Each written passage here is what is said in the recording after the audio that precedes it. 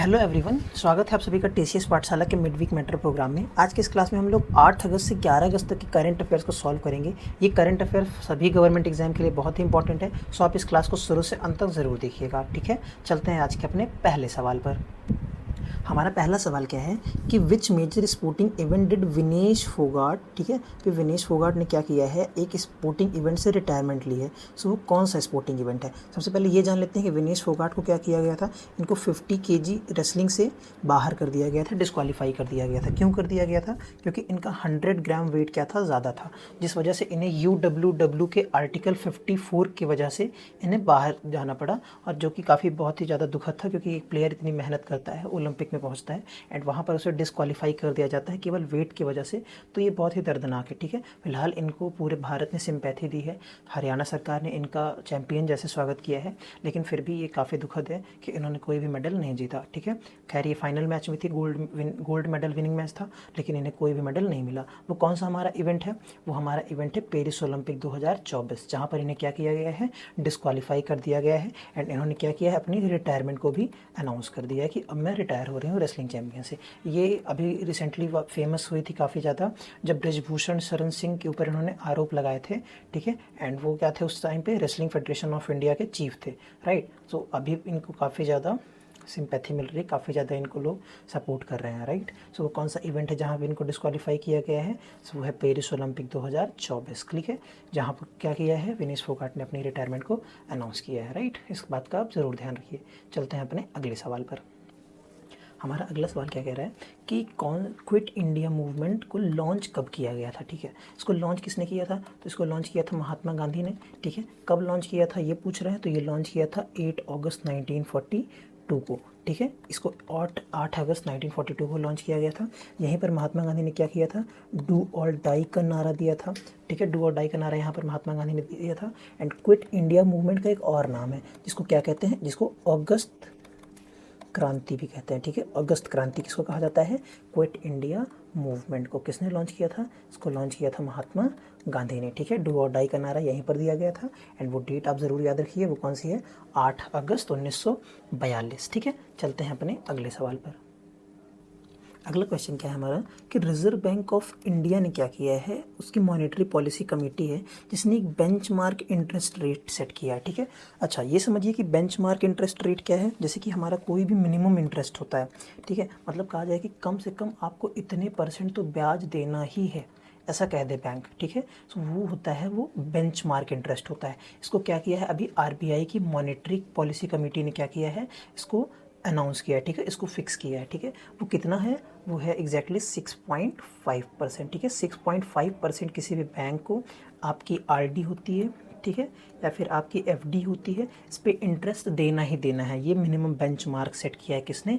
RBI की monetary policy committee ने। ठीक है, ये कौन है? ये है RBI के गवर्नर। इनका नाम क्या है? इनका नाम है शक्तिकांत दास। ठीक है, इनका नाम क्या है? शक्तिकांत दास। इस बात का आप ज़रूर ध्यान रखिए कि 6.5% क्या है, मिनिमम बेंचमार्क है, जो कि RBI की मॉनेटरी पॉलिसी कमेटी ने क्या किया है, सेट किया है, राइट। यह है RBI के गवर्नर शक्तिकांत दास। अगले सवाल पर आते हैं। हमारा अगला सवाल क्या है कि भारत में राष्ट्रीय अंतरिक्ष दिवस क्या किया जा रहा है? भारत में राष्ट्रीय अंतरिक्ष दिवस मनाया जा रहा है। ठीक है, ये कब मनाया जाता है? सो ये मनाया जाता है 23 अगस्त को। ठीक है, 23 अगस्त को मनाया जाता है। क्यों मनाया जाता है? क्योंकि इस दिन क्या हुआ था, मून पर सॉफ्ट लैंडिंग हुई थी। ठीक है, सॉफ्ट लैंडिंग हुई थी। किसने किया था? चंद्रयान ने। ठीक है, चंद्रयान 3 मिशन ने, राइट। एंड अच्छा जी, मून के कहाँ पर हुआ था? तो मून के साउथ पोल पर हुआ था। तो वहाँ पर क्या किया जा रहा है, ये तो नेशनल स्पेस डे से रिलेटेड बातें हो गई। अच्छा, वहाँ पर हो क्या रहा है एग्जैक्टली कि इस साल राष्ट्रीय विज्ञान पुरस्कार दिया जाएगा। कौन देगा? सो ये प्रेसिडेंट देंगी, हमारी प्रेसिडेंट कौन है, द्रौपदी मुर्मू जी। ये क्या करेंगी, राष्ट्रीय विज्ञान पुरस्कार देंगी। ठीक है, ये विज्ञान पुरस्कार कब देंगी? 23 अगस्त को। विज्ञान पुरस्कार के बारे में आइए थोड़ा सा जान लेते हैं। एक पेज ऐड कर लेता हूँ।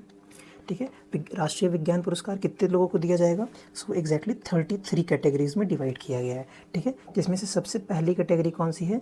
33 कैटेगरी में सबसे पहली कैटेगरी हमारी कौन सी है? वह है विज्ञान, वो है हमारी विज्ञान रत्न अवार्ड। ठीक है, विज्ञान रत्न अवार्ड हमारी पहली कैटेगरी है। हमारी दूसरी कैटेगरी कौन सी है? हमारी दूसरी कैटेगरी है विज्ञान श्री अवार्ड, राइट। विज्ञान श्री अवार्ड। विज्ञान श्री अवार्ड हमारी दूसरी कैटेगरी है। हमारी तीसरी कैटेगरी कौन सी है? विज्ञान युवा शांति स्वरूप भटनागर अवार्ड। व्हाट? विज्ञान युवा शांति स्वरूप भटनागर अवार्ड।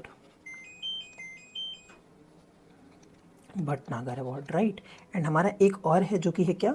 विज्ञान टीम अवार्ड। ये एक टीम को दिया जाएगा।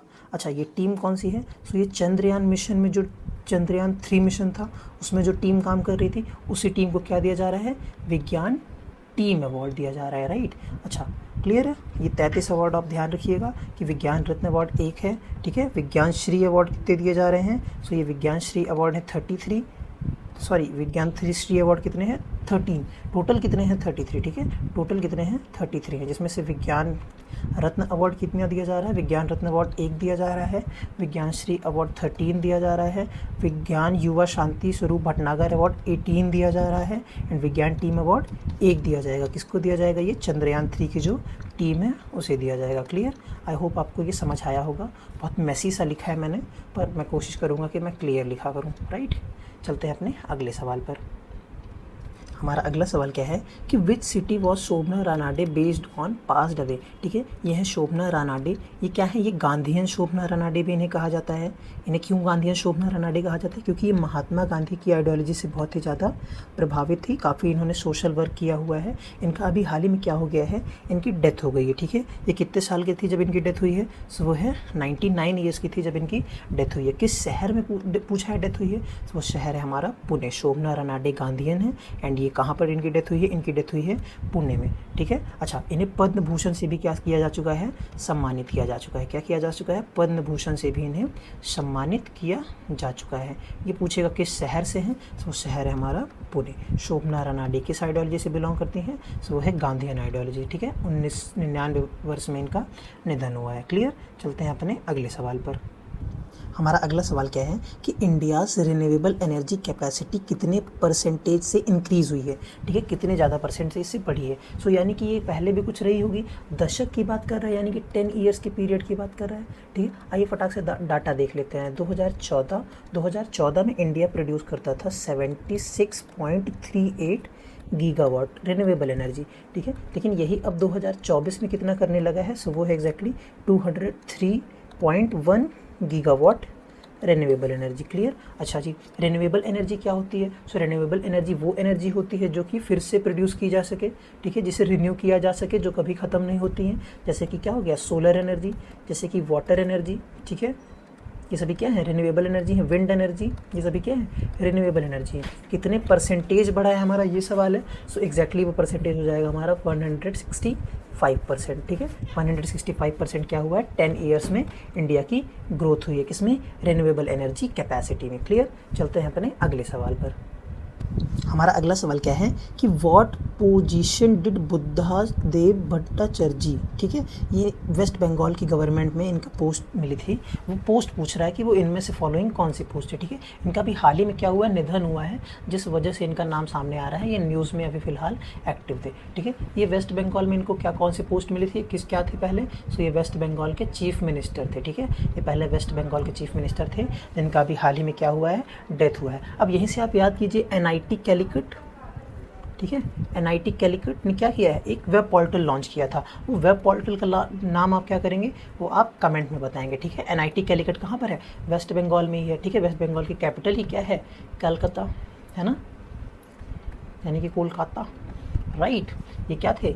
बुद्धा देव भट्टाचार्य जी वेस्ट बंगाल के चीफ मिनिस्टर थे, जिनका भी हाल ही में क्या हुआ है? डेथ हुआ है। ठीक है, अभी हाल ही में पास अवे कर गए हैं, इनका हाल ही में डेथ हुआ है, राइट। चलते हैं अपने अगले सवाल पर। NIT कैलिकट ने अभी एक पोर्टल लॉन्च किया है, उसका नाम आप कमेंट्स में बताइए। अगला सवाल क्या है हमारा कि हाल ही में वरिष्ठ नौकरशाहों के फेरबदल के दौरान PMO यानी कि प्राइम मिनिस्टर ऑफिस, ठीक है, PMO को क्या किया गया है? एडिशनल सेक्रेटरी अपॉइंट किया गया है। सो वो कौन है? ये भाई साहब अपॉइंट हुए हैं क्या? PMO के additional secretary, right. Prime minister office के एडिशनल सेक्रेटरी बनाए गए हैं। सो इनका सही जवाब हो जाएगा अमित सिंह नेगी। छाला श्रीनिवासलू शेट्टी क्या है? इनको तो SBI का क्या बनाया गया था? चेयरमैन बनाया गया था, राइट। इस बात का आप ध्यान रखिए कि SBI के चेयरमैन कौन है, चला श्रीनिवासलू शेट्टी। एंड अमित नेगी को क्या बनाया गया है, एडिशनल सेक्रेटरी बनाया गया है, कहाँ का, PMO का, ठीक है, प्राइम मिनिस्टर ऑफिस का इनको क्या बनाया गया है, एडिशनल सेक्रेटरी। PMO का इन्हें क्या बनाया गया है, एडिशनल सेक्रेटरी, राइट। चलते हैं अपने अगले सवाल पर। हमारा अगला सवाल क्या है कि which of the following state in India recently scraped वो 2 child norm for contesting local body election. अच्छा जी, 2 बच्चों के मानदंडों को क्या किया है, समाप्त कर दिया है। वो राज्य पूछ रहा है, ठीक है, कि वो राज्य कौन। सबसे पहले समझ लेते हैं कि ये है क्या एग्जैक्टली। देखो क्या होता है ना कि जो लोकल बॉडी इलेक्शन होते हैं उसमें ऐसा नियम था कि अगर आपको 2 बच्चे हैं तभी आप इलेक्शन लड़ सकते हैं। लेकिन अभी क्या हो रहा है ना कि इस स्टेट में फर्टिलिटी रेट क्या हो गया, फर्टिलिटी रेट बहुत ही कम हो गए हैं, ठीक है। तो अभी क्या किया गया है, इस लॉ को ख़त्म कर दिया गया है। वो राज्य कौन सा है, सो वो राज्य हमारा आंध्र प्रदेश, ठीक है, जहाँ पे क्या किया गया है, 2 बच्चों के जो चुनाव लड़ने के लिए मानदंड थे उनको समाप्त कर दिया गया ताकि वो लोकल बॉडी में क्या कर सकें, इलेक्शन को कंटेस्ट कर सकें, ठीक है। स्टेट हमारा ध्यान रखिए, वो स्टेट कौन सा है, वो स्टेट है हमारा आंध्र प्रदेश, ठीक है। क्यों किया गया, क्योंकि fertility rate even Andhra Pradesh में ही नहीं पूरे इंडिया में ही क्या हुआ है, लो फर्टिलिटी रेट देखने को मिल रहा है, ठीक है। इस वजह से क्या किया गया है, ऐसा नियम लाया गया है। हमारा स्टेट है वो आंध्र प्रदेश, आप इस बात का ज़रूर ध्यान रखिए। हमारा अगला सवाल क्या है कि पर्वत पहाड़ एक्सरसाइज कहाँ आयोजित की गई है, ठीक है। आप नाम से ही समझ सकते हैं कि पर्वत है यानी कि पहाड़ होंगे, ठीक है, पर्वत प्रहार, ठीक है। ये कहाँ पर किया गया है, क्या ये डेजर्ट में हो सकता है, नहीं। Western Ghat, no. Island, no of course. तो कहाँ पर होगा ये हुआ है लद्दाख में, ठीक है। किस जगह पर हुआ है ये लद्दाख में हुआ है, ठीक है। ये बात आप ध्यान रखिए। अच्छा, कंडक्ट किसने किया है, तो कंडक्ट किया इसे इंडियन आर्मी ने, ठीक है। इसे किसने कंडक्ट किया है, इसे कंडक्ट किया है इंडियन आर्मी ने, क्लियर। अच्छा जी, यहीं पर आप याद कीजिए ऑपरेशन तरंग शक्ति। कहाँ पर हुआ है तरंग शक्ति, तरंग शक्ति हुआ है सुलार। ये कहाँ पर है, ये है तमिलनाडु में। कितनी कंट्रीज़ पार्टिसिपेट करी हैं इसमें, कितनी कंट्रीज़ पार्टिसिपेट की हैं, सो एग्जैक्टली कंट्रीज़ हैं वो 30 कंट्रीज़ ने पार्टिसिपेट किया है, जिसमें से 10 कंट्रीज़ क्या थी, अपने एयरक्राफ्ट को लेकर आई हैं, ठीक है। जिसमें से 10 कंट्रीज़ क्या थी, एयरक्राफ्ट को लेकर आई थी, ठीक है। तरंग शक्ति एक्सरसाइज क्या है, एक एयर एक्सरसाइज है, राइट। कहाँ पर हो रही है, सुलार, तमिलनाडु में। एंड इस बात का आप ध्यान रखिए कि लद्दाख में क्या हुआ है अभी हाल ही में, पर्वत पहाड़ मिलिट्री एक्सरसाइज हुई है, राइट। इसको किसने किया है, इसको किया है इंडियन आर्मी ने, क्लियर है। चलिए, इंडियन आर्मी ध्यान रखिए, पर्वत पहाड़ एक्सरसाइज है, कहाँ पर हुई है, लद्दाख में हुई है, ठीक है। अंडमान एंड निकोबार में नहीं हो सकती है। तरंग शक्ति भी याद रखिए, सुलार, तमिलनाडु, क्लियर। चलते हैं अपने अगले सवाल पर। हमारा अगला सवाल क्या है कि डेलोइट इंडिया, ठीक है, डेलोइट इंडिया एक कंपनी है जिसने क्या किया है, आर्थिक विकास दर फॉरकास्ट किया है, ठीक है। बताया है कि इंडिया की जो GDP ग्रोथ है वो 2025 में क्या होने वाली है। अच्छा, याद कीजिए अभी हम लोगों ने पढ़ा था रा रेटिंग, ठीक है, इंडिया रा रेटिंग पढ़ा था। इंडिया रा रेटिंग ने क्या किया था, फॉरकास्ट किया था क्या, कि इंडिया की GDP ग्रोथ 7.1% से कितनी हो जाएगी, 7.5% हो जाएगी। एंड अभी क्या किया है, डेलोइट इंडिया ने इसे फॉरकास्ट किया है, वो कितना है, सो वो है एग्जैक्टली 7 to 7.2%, ठीक है। 7 to 7.2% क्या होने वाली है, इंडिया की GDP ग्रोथ। किसने प्रिडिक्ट किया है, डेलोइट इंडिया। एंड रा रेटिंग ने कितना किया था, 7.1 to 7.5%, क्लियर। चलते हैं अपने अगले सवाल पर। हमारा अगला सवाल क्या है कि चाइना की कंपनी है, चीन का 1000 सेल्स उपग्रह, ठीक है। ये सैटेलाइट है जो घूम रहा है, आप देख रहे हैं सैटेलाइट, ठीक है। ये सैटेलाइट है जो कि क्या किया है, जिसको चाइना ने छोड़ा है, ठीक है। क्यों रिलीज़ किया है, कॉन्स्टलेशन के लिए, किस कंपनी को टक्कर देने के लिए, सो वो कंपनी है हमारी, इसमें नाम तो नहीं है, मैं बता दे रहा हूँ, स्पेसएक्स है, जिसका क्या है, स्टारलिंक सैटेलाइट है। स्टारलिंक सैटेलाइट क्या करता है कि जो ग्लोबल नेटवर्क कवरेज होता है, ठीक है, जैसे कि अभी हम लोग टावर पर डिपेंडेंट होता है ना नेटवर्क के लिए, लेकिन वो क्या करता है कि वो सैटेलाइट के थ्रू क्या करेगा, पूरे अर्थ पे क्या कर सकता है, नेटवर्क को अवेलेबल कराएगा, ठीक है। स्टारलिंक किसकी कंपनी है, सो वो कंपनी है हमारे एलॉन मस्क भैया की कंपनी है। एंड यहीं पर आप लोग याद कर सकते हैं क्या, यहीं पर आप लोग याद कर सकते हैं क्रू 9 मिशन। क्रू 9 मिशन किसके साथ हुआ था, वो था नासा एंड स्पेसएक्स, याद है, स्पेसएक्स, क्लियर। क्रू 9 मिशन कहाँ पर था, इंटरनेशनल स्पेस स्टेशन के लिए था, राइट। हमारा अगला सवाल क्या है कि अभी रिसेंटली क्या किया गया है, ब्रॉडकास्टिंग सर्विस रेगुलेशन बिल 2024 को इंट्रोड्यूस किया गया, ठीक है। एंड ये क्या कर रहा है कि ये एक अधिनियम है जिसको क्या करेगा, प्रस्तावित करेगा, जिसको चेंज करेगा, ठीक है। अच्छा, इस एक्ट में है क्या एग्जैक्टली कि जो न्यूज़ है, ठीक है। जो media social media coverage cover करते हैं, जैसे कि हम लोग न्यूज़ को कवर करते हैं, तो हमें क्या किया जाएगा, ब्रॉडकास्टर की कैटेगरी में ऐड किया जाएगा। एंड ऐसा हो सकता है, ऐसा माना जा रहा है, रिपोर्ट्स ऐसे बता रहे हैं कि हमारे ऊपर रेगुलेशन लाया जा सकता है कि हम लोग क्या करें, न्यूज़ को जो भी हम लोग डिलीवर करेंगे वो हमारे ऊपर रेगुलेट करेगा कौन, हमारा गवर्नमेंट। हम फिलहाल अभी यूट्यूब पे जैसे कुछ भी अपलोड करते हैं तो किसके अंतर्गत आता है, वो आता है सोशल मीडिया के अंडर। लेकिन अगर यूट्यूब पर अगर हम लोग न्यूज़ को अपलोड करते हैं तो वो ब्रॉडकास्टर कहलाएंगे। एंड ये चेंज कर रहा है किसको, द टेलीविज़न नेटवर्क एक्ट 1995 को चेंज करके क्या लाया जा रहा है, broadcasting service regulation bill 2024। Clear, I hope इसे समझ आया होगा आपको। चलते हैं अपने अगले सवाल पर। हमारा अगला सवाल क्या है कि ministry of health and family welfare ने क्या किया है, अभी रिसेंटली एक डाटा रिलीज़ किया है जिसमें ये बताया गया है कि महिला जीवित दाता पिछले वर्ष कितनी थी। ठीक है, तो यही हमारा सवाल है कि कितनी महिला जीवित दाता थी। ये क्या है भैया, सो वुमेन लिविंग डोनर एग्जैक्टली क्या है कि वुमेन जो है इन्होंने क्या किया है, अपने लिविंग ऑर्गन्स को क्या किया है, डोनेट किया है, राइट, ऑर्गन्स को डोनेट किया है। अच्छा, तो कितनी ऐसे वुमेन हैं जिन्होंने अपने ऑर्गन को डोनेट किया है, सो वो एग्जैक्ट नंबर है 9784 ऐसी महिलाएं हैं जो पिछले वर्ष क्या की थी, अपने ऑर्गन को डोनेट की थी इन्होंने। ठीक है, चलिए चलते हैं अपने अगले सवाल पर। हमारा अगला सवाल क्या है कि इंडियन मेन हॉकी टीम ने क्या किया है, डिफीट किया है। ठीक है, किस टीम को, यही सवाल है हमारा। एंड क्या मिला है इंडियन हॉकी टीम को, ब्रोंज मेडल मिला है। ठीक है, कहाँ पर मिला है, सो पेरिस ओलंपिक 2024 में मिला है। ठीक है, सो वो किस टीम को हराकर ब्रोंज मेडल लेकर आए हैं, सो वो टीम है हमारी स्पेन। ठीक है, स्पेन को हराकर इंडियन मेंस हॉकी टीम ने क्या किया है, ब्रोंज मेडल लाया है। ठीक है, कहाँ पर, ओलंपिक, पेरिस ओलंपिक में, राइट। एंड यहीं पर आप याद कीजिए नीरज चोपड़ा, ठीक है, इनको क्या मिला है, इनको सिल्वर मेडल मिला है। ठीक है, इनको सिल्वर मेडल मिला है। इन्होंने कितने मीटर अपना भाला फेंका था, तो अगर ये पूछेंगे तो क्या हो जाएगा, 89.45, ये रनर अप रहे हैं। तो फिर विनर कौन रहा है, विनर रहे हैं पाकिस्तान के विनर कौन है, वो अरशद नदीम। ठीक है, अरशद नदीम कौन है, वो हैं एग्जैक्टली पाकिस्तान के विनर। उन्होंने कितना मीटर फेंका था, तो उन्होंने फेंका था 92.97 मीटर। ठीक है, अरशद नदीम ने वर्ल्ड रिकॉर्ड बनाया है। भाई साहब, इन्होंने इतना दूर फेंका है, वर्ल्ड रिकॉर्ड बना है ओलंपिक में।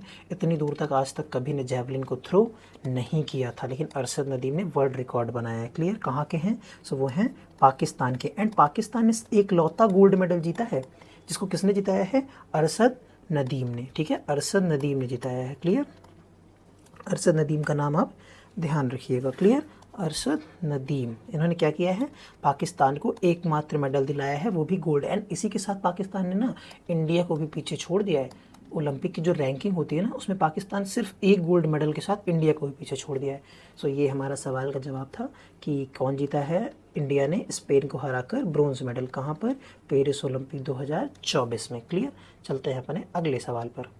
हमारा अगला सवाल क्या है कि international day of the world indigenous people in 2024 की थीम बताइए। सबसे पहले ये जानिए कि ये है क्या एग्जैक्टली इंडिजिनस पीपल, यानी कि मूल निवासी। ठीक है, मूल निवासी बोलते वो लोग होते हैं जो कि किसी भी एक जगह पर सालों से रहते हुए आ रहे हैं। ठीक है, किसी भी एक जगह पर वो क्या कर रहे हैं, वर्षों से रहते हुए आ रहे हैं। जैसे कि हम इंडिया में रहते हैं, सो हम इंडिया के मूल निवासी हैं। ठीक है, हमारा घर कहाँ पर है, भारत में है, तो हम भारत के मूल निवासी हैं। एंड अभी क्या किया गया है, world indigenous peoples day, international day celebrate किया गया है।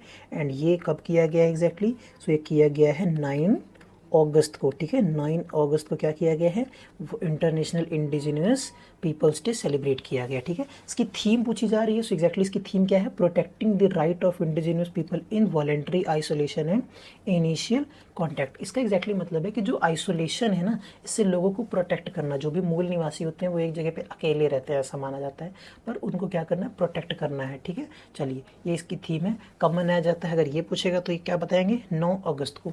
9 अगस्त को क्या मनाया जाता है, international day of the world indigenous people. Clear, चलते हैं अपने अगले सवाल पर। हमारा अगला सवाल क्या है कि नागासाकी डे कब मनाया जाता है। ठीक है, नागासाकी डे, अच्छा, हिरोशिमा एंड नागासाकी दो जगह हैं जहाँ पर क्या किया था, अमेरिका ने बम गिराया था। ठीक है, अमेरिका ने क्या किया था, बम गिराया था। हिरोशिमा पर कब गिराया था, सो हिरोशिमा पर गिराया था 6 अगस्त को। एंड नागासाकी पर कब गिराया था, नागासाकी पर गिराया था 9 अगस्त को। ठीक है, कौन सा वो बॉम्बर था, सो वो बॉम्बर था B-29। ठीक है। अच्छा, बॉम्ब का नाम पूछेगा तो क्या बताएंगे? बॉम्ब का नाम था फैट मैन। लिटिल बॉय कहाँ पर था? लिटिल बॉय गिराया गया था। लिटिल बॉय गिराया गया था कहाँ पर? हिरोशिमा में, ठीक है। हिरोशिमा का जो बम गिरा था उसका नाम क्या था? Little boy. एंड जो नागासाकी पर गिरा था इसका नाम क्या था? इसका नाम था फैट मैन। किसने गिराया था? अमेरिका ने। और इसी के साथ 1945 में क्या हुआ था? वर्ल्ड वॉर भी ख़त्म हो गया था। याद रखिएगा 6 अगस्त को क्या मनाया जाता है? हिरोशिमा डे, ठीक है, क्योंकि इस दिन हिरोशिमा में क्या गिरा था? बम गिरा था, एटम बम गिराया था, ठीक है। एंड 9 अगस्त को नागासाकी में बम गिराया था। कौन सा बॉम्बर था? B-29, यूएस का bomber number B-29 fat man bomb को गिराया था। कहाँ पर? नागासाकी पर, ठीक है। क्लियर। चलते हैं अपने अगले सवाल पर। हमारा अगला सवाल क्या है कि किस देश ने 2024 में चौथी कावा महिला वॉलीबॉल राष्ट्र लीग जीती? ठीक है, कावा क्या है भैया? तो सेंट्रल एशियन वॉलीबॉल एसोसिएशन, ठीक है। कावा क्या है? Central Asian volleyball association. अभी इसने क्या कराया है? वुमेंस की नेशनल लीग कराई है, ठीक है। कहाँ पर हुई है ये? सो ये हुई है नेपाल की कैपिटल काठमांडू में, ठीक है। नेपाल की कैपिटल काठमांडू में हुई है, राइट। किसने जीता है ये सवाल है। सो सही जवाब हो जाएगा इंडिया। इंडिया ने क्या किया है? कावा वुमेंस वॉलीबॉल चैंपियन जीत ली है। कावा वुमेंस वॉलीबॉल चैंपियन किसने जीती है? इंडिया ने। किसको हरा कर जीती है अगर ये पूछेगा तो क्या बताएंगे? सो वो कंट्री भी कौन सी है? नेपाल। नेपाल को ही हरा कर इंडिया ने क्या जीता है? कावा एशियन वॉलीबॉल चैंपियनशिप। अच्छा, ये पूछेगा कि कहाँ पर हुआ है तो आप क्या बताएंगे? सो ये हुआ है दशरथ स्टेडियम। कहाँ पर हुआ है? दशरथ स्टेडियम में। क्लियर। चलिए, ये जगह भी आप याद रखिए, दशरथ स्टेडियम। एंड ये इंडिया ने जीता है क्या? कावा वुमेन वॉलीबॉल नेशनल लीग 2024। किसको हरा कर जीता है? सो कंट्री है नेपाल। क्लियर। चलते हैं अपने अगले सवाल पर। हमारा अगला सवाल क्या है कि what is the primary purpose of EOS satellite launched by ISRO? ये लॉन्च्ड नहीं किया है, ये एग्जैक्टली लॉन्च होगा 15 अगस्त को। 15 अगस्त को ही क्यों लॉन्च होगा? क्योंकि 15 अगस्त 1969 को क्या हुआ था? 1969 को इसरो की फाउंडेशन की गई थी, ठीक है। 15 अगस्त 1969 को इसरो की फॉर्मेशन हुई थी, ठीक है। इसरो के चेयरमैन कौन है? इसरो के चेयरमैन है S सोमनाथ, ठीक है। S सोमनाथ इसरो के चेयरमैन है। ये अभी क्या करेगा? 15 अगस्त को EOS सैटेलाइट को लॉन्च करेगा। EOS क्या है? अर्थ ऑब्जर्वेटरी सैटेलाइट, यानी कि इसका सही जवाब क्या हो जाएगा? Earth observation and environmental monitoring, ठीक है। Earth observation and environmental monitoring इसका असली पर्पस है क्या? इस सैटेलाइट को लॉन्च करने का, ठीक है। ये किससे किया जाएगा वो एग्जैक्टली अगर पूछा जाए कि व्हीकल बताओ तो व्हीकल कौन सा हो जाएगा? हमारा व्हीकल हो जाएगा SSLV, small satellite launch vehicle D3, ठीक है। सैटेलाइट कौन सा हो जाएगा हमारा? Small satellite launch vehicle D3 हमारा व्हीकल है, ठीक है। जिससे क्या किया जाएगा? 15 अगस्त 1969 को इसकी स्थापना हुई थी। एंड 15 अगस्त को क्या होगा? ये सैटेलाइट लॉन्च होगा। इसका पर्पस क्या है? Earth observation and environmental monitoring. ये आप देख सकते हैं, सैटेलाइट ऐसे ही लॉन्च होगी 15 अगस्त को। चेयरमैन पूछेगा तो क्या बताएंगे? S सोमनाथ, ठीक है। S सोमनाथ क्या है? इसरो के चेयरमैन है। क्लियर। चलिए, चलते हैं अपने अगले सवाल पर। लेकिन ये भी देखिए कि अगर पूछा जाए कि कहाँ से होगा तब क्या बताएंगे? तो भैया एक ही जगह से होता है mostly satellite. Satish Dhawan space research centre कहाँ पे है? श्रीहरिकोटा। कहाँ पर है? श्रीहरिकोटा में है। क्लियर। श्रीहरिकोटा में है ये। क्लियर है। चलते हैं अपने अगले सवाल पर। हमारा अगला सवाल क्या है कि सेबी ने अपने न्यू MD एंड CEO को MCX, अच्छा सेबी ने क्या है? सेबी क्या है पहले ये जानिए। Security and exchange board of India. अभी रिसेंटली याद कीजिए हिंडनबर्ग की रिपोर्ट सामने आई है फिर से। इसने क्या किया है? सेबी की माधुरी पुरी बच पर आरोप लगाए हैं। क्या आरोप लगाए हैं? कि इनके अडानी से अच्छे रिश्ते हैं और ये अडानी के शेयर्स को क्या करती हैं? ये मॉनिटर करती हैं, उसमें इन्वॉल्व रहती हैं, इनका डायरेक्ट इन्वॉल्वमेंट है, ठीक है। खैर, हमारा सवाल क्या है कि सेबी की new MD and CEO appoint हुई हैं। सो वो कौन हो सकती हैं? अच्छा, MCX है। सो MCX एग्जैक्टली क्या हो जाएगा? मल्टी कमोडिटी एक्सचेंज, ठीक है। MCX क्या हो जाएगा? Multi commodity and X for exchange. Clear. Exchange. इसकी कौन बनाई गई है? MD and CEO। वो कौन हो सकती हैं? सो वो है प्रवीणा राय। ये है प्रवीणा राय जी। फिर मोहम्मद यूनुस कौन है? ये तो बांग्लादेश के इंतरिम गवर्नमेंट के चीफ बनाए गए हैं, ठीक है। बांग्लादेश के इंतरिम गवर्नमेंट के चीफ। शक्तिकांत दास कौन है? ये है RBI के गवर्नर। एंड छला श्रीनिवासलू शेट्टी कौन है? ये है SBI के चेयरमैन, ये SBI के चेयरमैन है। क्लियर? चलते हैं अपने अगले सवाल पर। हमारा अगला सवाल क्या है कि कौन सा संगठन नई माताओं के बीच स्तनपान को बढ़ावा देने के लिए पश्चिम बंगाल सरकार के साथ सहयोग कर रहा है? ठीक है, सो एग्जैक्टली स्तनपान को बढ़ावा देने की बात आजकल न्यूज़ में क्यों हो रही है? क्योंकि 1 से 7 अगस्त तक क्या किया गया है? बेस्ट फीडिंग वीक मनाया गया है। ठीक है, न्यू बॉर्न बेबी के लिए बेस्ट मिल्क क्या होता है? बहुत ही ज़्यादा बेनिफिशियल होता है। ठीक है, उसको बहुत ही ज़्यादा हेल्थ में क्या करता है? हेल्प करता है, बहुत ही इंपॉर्टेंट है। एंड ये कौन सा संगठन है जो पश्चिम बंगाल के साथ सरकार के साथ कोलैब कर रहा है? सो एग्जैक्टली संगठन है हमारा यूनिसेफ। ठीक है, यूनिसेफ क्या किया है? पश्चिम बंगाल सरकार के साथ सहयोग कर रहा है। किसके लिए? स्तनपान को बढ़ावा देने के लिए। ठीक है, 1 से 7 अगस्त बेस्ट फीडिंग वीक आप ध्यान रखेंगे। ओके, चलते हैं अपने अगले सवाल पर। हमारा अगला सवाल क्या है कि इन विच ईयर सुंग दाओ ली को क्या किया गया था? नोबेल प्राइज़ दिया गया था। नोबेल प्राइज़ किस लिए दिया गया था? इनको फिजिक्स में दिया गया था। ठीक है, किस साल दिया गया था? अच्छा, इनका नाम ही क्यों आ रहा है? क्योंकि इनकी अभी हाल ही में क्या हुई है? डेथ हुई है। ठीक है, इसलिए इनका नाम आ रहा है। ठीक है, ये चाइना के थे एंड बाद में अमेरिकन सिटीज़न बन गए हैं। ठीक है, चाइना के थे और बाद में अमेरिकन सिटीज़न बन गए हैं। इनको नोबेल प्राइज़ मिला था, फिज़िक्स में मिला था। किस साल मिला था? तो वो एग्जैक्टली ईयर है हमारा 1957। ठीक है, 1957 में सुंग दाओ ली को क्या मिला था? नोबेल प्राइज़ मिला था। किस में मिला था? फिज़िक्स में मिला था। इस बात का आप ज़रूर ध्यान रखें कि इनकी भी हाल ही में डेथ हुई है। सो इनसे रिलेटेड सवाल आ सकते हैं कि इनको नोबेल प्राइज़ कब मिला था या फिर किस फील्ड में मिला था। ठीक है, चलते हैं अपने अगले सवाल पर। हमारा अगला सवाल क्या है कि हर घर तिरंगा अभियान का तीसरा संस्करण कब आयोजित किया जाएगा? ठीक है, तो तीसरा एडिशन है हमारा हर घर तिरंगा अभियान का। सो ये कब आयोजित किया जा रहा है? सो ये 9 से 15 अगस्त तक आयोजित किया जाएगा। इसमें क्या होता है ना कि हम लोग अपने घरों पर तिरंगा लगाते हैं, झंडा लगाते हैं ना। अपने तिरंगा झंडा कहाँ पर लगाते हैं? अपने घरों पर लगाते हैं, फहराते हैं। ठीक है, सो ये तीसरा संस्करण है किसका? हर घर तिरंगा का। कब से कब तक हो रहा है? सो ये हो रहा है 9 अगस्त से 15 अगस्त तक। अच्छा, ये भी पूछा जाएगा कि कौन से नंबर का इंडिपेंडेंस डे हम लोग सेलिब्रेट कर रहे हैं? सो एग्जैक्टली कौन सा है?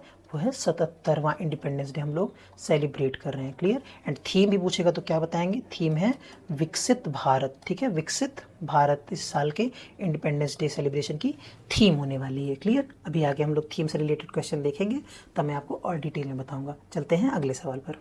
हमारा अगला सवाल क्या है कि कौन सी बैंक ने अभी हाल ही में क्या किया है?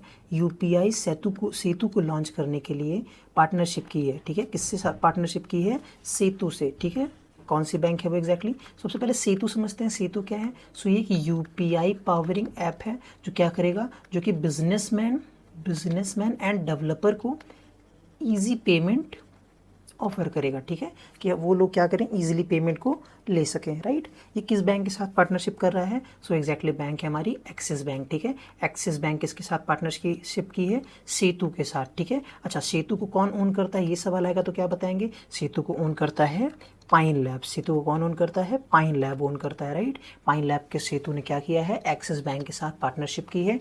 किस लिए? UPI सेतु को लॉन्च करने के लिए। ये क्या करेगा? ये बिजनेसमैन एंड डेवलपर को पेमेंट में हेल्प करने वाला है। क्लियर? चलते हैं अपने अगले सवाल पर। हमारा अगला सवाल क्या है कि कवच एंटी कोलिजन सिस्टम को कौन सा version union ministry of railway ने अनाउंस किया? ठीक है, यूनियन मिनिस्टर ऑफ रेलवे कौन है? सो वो है अश्विनी वैष्णव जी। राइट? अश्विनी वैष्णव जी क्या है? Union minister of railway. कवच एंटी कोलिजन सिस्टम क्या है कि जैसे कि 2 ट्रेन है। ठीक है, वो एक साइड से अगर एक ट्रेन आ रही है एंड दूसरे साइड से अगर दूसरी ट्रेन आ रही है, सो ये क्या करते हैं कि ये इसमें सेंसर लगे होते हैं एंड वो सेंसर क्या करते हैं? डिटेक्ट कर लेते हैं एंड ऑटोमेटिक ब्रेक को क्या करते हैं? अप्लाई करते हैं, जिससे कि ट्रेन के टकराने के चांसेस क्या होते हैं? लगभग ख़त्म हो जाते हैं। ठीक है, इसका कई अभी वर्जन आए हैं, जिसमें से कौन सा वर्जन है? चौथा वर्जन है, जिसको किसने लॉन्च किया है? जिसको लॉन्च किया है यूनियन मिनिस्ट्री ऑफ रेलवे ने। ठीक है, इसमें अभी आपने देखा होगा कि बहुत सारे ट्रेन हादसे होते हैं, ट्रेन कोलिजन के, इसको रोकने के लिए ही कवच एंटी कोलिजन सिस्टम को लाया गया था। क्लियर? चलते हैं अपने अगले सवाल पर। हमारा अगला सवाल क्या है कि पीयूष गुप्ता की जगह पर DBS की CEO कौन बनेंगी? ठीक है, DBS क्या है? DBS है डेवलपमेंट बैंक ऑफ सिंगापुर। ठीक है, DBS क्या है? Development bank of Singapore. ठीक है। इसके क्या बनाए गए थे, इसके CEO कौन थे अभी तक, पीयूष गुप्ता, जो कि एक इंडियन बैंकर हैं, इनको इसका CEO बनाया गया था। लेकिन अभी हाल ही में क्या किया गया है, इनको रिप्लेस किया जाएगा, ठीक है। सो वो कौन होंगे एग्जैक्टली, वो होंगी टैन शू शैन, ठीक है। टैन शू शैन क्या बनेगी, CEO बनेगी, कहाँ की, पीयूष गुप्ता जी को हटाकर DBS की। एंड इनको क्या किया जाएगा, 2025 में बनाया जाएगा। एंड इसी के साथ ये फर्स्ट वुमेन CEO बनेंगी। कहाँ की फर्स्ट वुमेन CEO बनेगी, सो वो बनेंगी DBS ग्रुप की फर्स्ट वुमेन CEO। क्लियर। चलते हैं अपने अगले सवाल पर। हमारा अगला सवाल क्या है कि which company is Robert Kelly वुडबर्ग associated with CEO, ठीक है। अभी रॉबर्ट केली वुडबर्ग को क्या बनाया गया है, CEO बनाया गया है। किस कंपनी का बनाया गया है, सो वो कंपनी है हमारी बोइंग, ठीक है। बोइंग कंपनी का CEO कौन, इसको बनाया गया है, रॉबर्ट केली वुडबर्ग को बनाया गया है। क्यों बनाया गया है, क्योंकि अभी बोइंग कंपनी को $1.6 बिलियन का क्या हुआ है, लॉस फेस करना पड़ा है, ठीक है। इसलिए क्या किया उन्होंने, अपने CEO को चेंज कर दिया है। किसको बना दिया है, रॉबर्ट केली वुडबर्ग को। एंड यहीं पे याद कीजिए एयरबस कंपनी क्या कर रही है, ये भारत में क्या बना रही है, भारत में गति शक्ति विश्वविद्यालय बना रही है ना। कहाँ पर बना रही है गति शक्ति विश्वविद्यालय, गति शक्ति विश्वविद्यालय कहाँ बना रही है, सो ये बना रही है न्यू दिल्ली में, ठीक है। विद्यालय कहाँ बना रही है, ये बना रही है न्यू दिल्ली में। क्लियर। हमारा अगला सवाल क्या है कि सेंट्रल इलेक्ट्रिसिटी कमीशन ने क्या किया है, सेंट्रल इलेक्ट्रिसिटी रेगुलेटरी कमीशन ने क्या किया है, अभी एक मेंबर को ऐड किया है, उन मेंबर का नाम पूछा जा रहा है, ठीक है। सो इनका नाम है एग्जैक्टली, इनका नाम है हरीश दुदानी, ठीक है। हरीश दुदानी को क्या किया गया है, सेंट्रल इलेक्ट्रिसिटी रेगुलेटरी कमीशन का मेंबर बनाया गया, ठीक है। नॉ लाइल्स कौन है, सो ये हैं अमेरिका के 100 मीटर गोल्ड विनर, ठीक है, गोल्ड मेडल विनर है। प्रोफेसर KV सुब्रमण्यम की भी बुक आई थी इंडिया @100, ठीक है। इसको किसने लॉन्च किया था, पीयूष गोयल जी ने, ठीक है। एंड गोविंद सिंह कौन है, ये हैं उत्कर्ष स्मॉल फाइनेंस बैंक के CEO, ठीक है। उत्कर्ष स्मॉल फाइनेंस बैंक के MD एंड चेयरमैन बनाए गए हैं, ठीक है। कौन, गोविंद सिंह, ठीक है। एंड ये आप ध्यान रखिए कि हरीश दुदानी को क्या किया गया है, सेंट्रल इलेक्ट्रिसिटी रेगुलेटरी कमीशन का मेंबर बनाया गया। क्लियर। चलते हैं अपने अगले सवाल की तरफ। हमारा अगला सवाल क्या है कि under which larger mission million designer billion dreams initiative fall, ठीक है। तो ये मिलियन डिज़ाइनर बिलियन ड्रीम्स क्या है कि ये एक टाइप का एम्प्लॉयमेंट प्रोग्राम है जो कि क्या करेगा, लोगों को रोजगार देगा, ठीक है। ये किस मिशन के अंडर आ रहा है ये पूछा जा रहा है। सो एग्जैक्टली क्या हो जाएगा, दीन दयाल अंत्योदय योजना, नेशनल रूरल लाइवलीहुड मिशन, ठीक है। इसको याद रखिएगा, NRLM, ठीक है। ये क्या कर रहा है, ये मिलियन डिज़ाइनर बिलियन ड्रीम्स के अंडर इसको लाया गया ताकि एम्प्लॉयमेंट किया जाए, जनरेट किया जा सके, ठीक है। एम्प्लॉयमेंट क्या किया जा सके, जनरेट किया जा सके। हमारा अगला सवाल क्या है कि which medal did Aman Sehrawat win in the men's 57 kg wrestling category at the Paris 2024 Olympic, ठीक है। सो अभी अमन शहरावत को क्या मिला है, ब्रोंज मेडल मिला हुआ है, ठीक है। इनको ब्रोंज मेडल मिला है, कहाँ पर, 57 kg रेसलिंग कैटेगरी में, ठीक है। मेंस 57 kg रेसलिंग कैटेगरी में पेरिस ओलंपिक में क्या मिला है, इन्हें ब्रोंज मेडल मिला है। ये मात्र 21 साल के हैं और कहाँ के हैं, किस राज्य के हैं, सो ये हैं हरियाणा के, ठीक है। आप इस बात का ध्यान रखिए कि अमन शहरावत को क्या मिला है, bronze medal 57 kg weight category में। क्लियर है। एंड आप इस बात का भी ध्यान रखिएगा कि मनु भाकर सरबजोत सिंह को क्या मिला था, 10 मीटर एयर पिस्टल मिक्स्ड में ब्रोंज मिला था, ठीक है। स्वप्निल कुसालिया को क्या मिला था, 50 मीटर राइफल पोजीशन 3 में ब्रोंज मेडल मिला था। क्लियर, ये बात आप ध्यान रखिएगा। चलते हैं अपने अगले सवाल पर। हमारा अगला सवाल क्या है कि वर्ल्ड स्टील पेन डे कब मनाया जाता है, ठीक है। इसको यूनाइटेड नेशन क्या करता है, इसको डिक्लेयर करवाया था इसने, कब मनाया जाता है। स्टील पेन क्या है, सो ये एक टाइप का म्यूजिकल इंस्ट्रूमेंट है जो कि ये स्टील का बना होता है एंड इसमें हिट करने से क्या होता है, अलग अलग साउंड प्रोड्यूस होता है, ठीक है। अलग अलग साउंड यहाँ पर प्रोड्यूस होता है, ठीक है। ये एग्जैक्टली कब मनाया जाता है, सो ये मनाया जाता है हमारा अगस्त 11 को, ठीक है। याद रखिएगा कि अगस्त 11 को क्या मनाया जाता है, वर्ल्ड स्टील पेन डे। ये क्या है, ये एक टाइप का म्यूजिकल इंस्ट्रूमेंट है। कौन ऑर्गेनाइज कराता है इसे ऑर्गेनाइज कराने वाला है यूनाइटेड नेशन। चलते हैं अपने अगले सवाल की तरफ। हमारा अगला सवाल क्या है कि Indian cost account service ICOAS foundation day कब है इसका, कब मनाया जाएगा, ठीक है, इसकी थीम क्या है। तो सबसे पहले जान लीजिए कि इसका फाउंडेशन कब हुआ था। सो ये मनाया जाता है 9 अगस्त को, ठीक है, 9 अगस्त को इसकी फाउंडेशन हुई थी। एंड इसकी थीम पूछ रहा है, सो एग्जैक्टली इसकी थीम क्या है, विकसित भारत, ठीक है। ICOS की थीम पूछेगा तो क्या बताएंगे, ICOS की थीम क्या है, विकसित भारत, ठीक है। एंड ये कहाँ पर होगा, ये क्या होगा, ये 9 अगस्त को सेलिब्रेट किया जाता है। एंड आपको अभी मैंने बताया कि इंडिपेंडेंस डे की भी थीम क्या है, विकसित भारत, ठीक है, विकसित भारत इंडिपेंडेंस डे की भी थीम है। चलिए चलते हैं अपने अगले सवाल पर। हमारा अगला सवाल क्या है कि सरोवरम, ये सरोवरम क्या है, एक जगह है, ठीक है, सरोवरम एक जगह है जहाँ पर क्या किया जा रहा है, मल कीचड़ उपचार संयंत्र के लिए 2 संगठन सहयोग कर रहे हैं, ठीक है, सरोवरम में। वो 2 संगठन कौन से हैं, सो वो 2 संगठन है हमारे bill and Melinda Gates foundation and habitable charitable trust, ठीक है, हैबिटेट चैरिटेबल ट्रस्ट, ठीक है। ये क्या कर रहा है, ये फेशियल स्लज ट्रीटमेंट प्लांट को सरोवरम में इंस्टॉल कर रहा है। यहीं पे आप लोग रिवाइज कीजिए कि ADB ने क्या किया था, 200 मिलियन डॉलर का लोन दिया था, ठीक है। ADB ने क्या किया था, ADB ने 200 मिलियन डॉलर का लोन दिया था। किसको दिया था, इंडिया को दिया था। किस मिशन के अंडर दिया था, सो मिशन था हमारा स्वच्छ भारत मिशन, ठीक है। स्वच्छ भारत मिशन में किस लिए दिया था, सीवेज ट्रीटमेंट प्लांट के लिए दिया था। इस बात का आप ज़रूर ध्यान रखिएगा कि सरोवरम में क्या किया जा रहा है, bill and Melinda Gates foundation and habitat charitable trust ने फेशियल स्लज ट्रीटमेंट प्लांट के लिए क्या कर रहे हैं, ऑर्गेनाइज कर रहे हैं एंड इसको हेल्प कर रहे हैं, ठीक है। चलते हैं अपने अगले सवाल पर। हमारा अगला सवाल क्या है कि India launch the countries first 27 grain ATM, ठीक है। ग्रेन ATM क्या है कि ये एग्जैक्टली क्या करेगा, राइस ATM है। ये क्या कर रहा है कि हम ATM से राइस को क्या कर सकते हैं, निकाल सकते हैं। ये PDS को बेहतर करने के लिए क्या किया गया है, लॉन्च किया गया है। ये कौन सा राज्य हो सकता है, इस राज्य के CM है नवीन पटनायक जी, नवीन पटनायक। आप बता सकते हैं कि कौन सा वो राज्य है, वो राज्य हमारा उड़ीसा, जिसने क्या किया है, पहला 24/7 अनाज ATM लॉन्च किया है, ठीक है। आप 24 घंटे इसको कब जब चाहें आप तब राइस को अवेलेबल कर सकते हैं। इसका नाम पूछेगा तो क्या बताएंगे, अन्नापूरी ग्रेन ATM, इसका नाम है अन्नापूरी ग्रेन ATM। किसने लॉन्च किया है, सो इसको लॉन्च किया है उड़ीसा ने। चलते हैं अपने अगले सवाल की तरफ।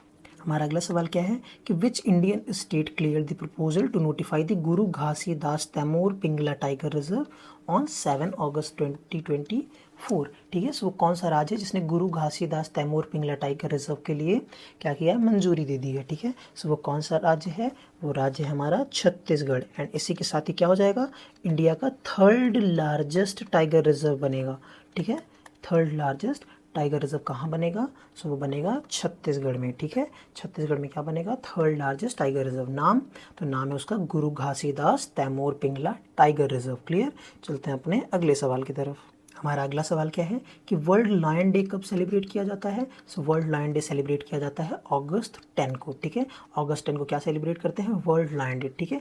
लायन क्या होता है ना कि हमारे इकोसिस्टम में बहुत ही इंपॉर्टेंट होता है, ठीक है। फूड चेन, फूड वेब में बहुत ही इंपॉर्टेंट रोल प्ले करता है, ठीक है। एंड इन्हीं को प्रोटेक्ट करने के लिए क्या मनाया जाता है, वर्ल्ड लायन डे। कब मनाया जाता है, सो डेट है हमारी अगस्त 10। क्लियर। एंड इसी दिन नेशनल लेजी डे भी होता है। सो हम लोग आलस भी दिखाते हैं बहुत ज़्यादा, सो वो नहीं दिखाना है।